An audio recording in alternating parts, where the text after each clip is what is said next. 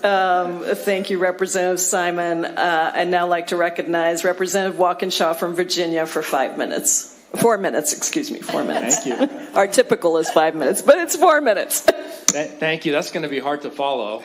But thank you, Ranking Member Jayapal and the Minnesota delegation. This is my first visit to Minnesota. I hope my next visit will be under better circumstances. And I want to thank our witnesses and the community members here and across Minnesota who have been doing their patriotic duty as Americans to stand up to this administration. Yes.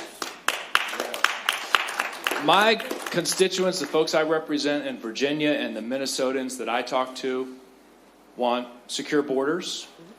They want our immigration laws, all of our laws, to be enforced. But they want it done fairly, humanely, and in a way that's consistent with our values as Americans. They don't want masked secret police. They don't want disappearances. They don't want peaceful protesters shackled and pregnant women dragged through the street.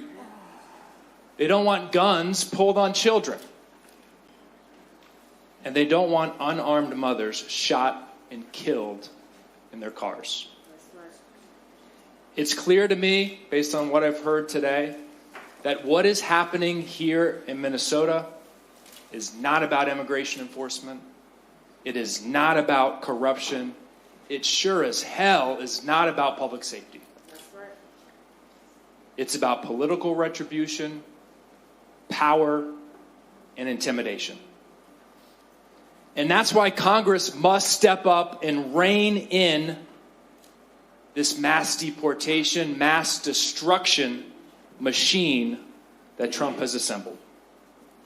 And because we know the Trump administration and Secretary Noem won't hold anyone accountable, we have to be crystal clear today that House Democrats will hold people accountable. We will hold people accountable for the laws that have been broken, for the rights that have been violated. And I want to talk directly to Speaker Johnson if he's taking a break from doing Donald Trump's bidding. Speaker Johnson, if you bring next week to the floor of the House a Department of Homeland Security funding bill that doesn't end these abuses, you can pass it without my vote. You won't have my vote for that. Chief McCarthy, you've gotten a lot of questions about training. I'm going to ask another one. You went through the timeline of someone who wants to become a member of your police department. I was adding up all of the requirements. It sounded like years before you would have that officer on their own, serving, patrolling in your community.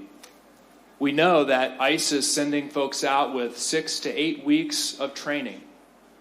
From your perspective, your decades of experience, what could go wrong if you put an officer out on the streets in your community with just 6 to 8 weeks of training? Thank you for that question. And I think we're seeing it. Everything can go wrong. When officers are put in positions where they are stressed and now they're insecure, they're going to be quicker to move to physical violence. And what you're finding is that if they don't know their legal rights and authority, they're going to violate the rights and authority of others. And so it is a very dangerous situation. Thank you. I yield back.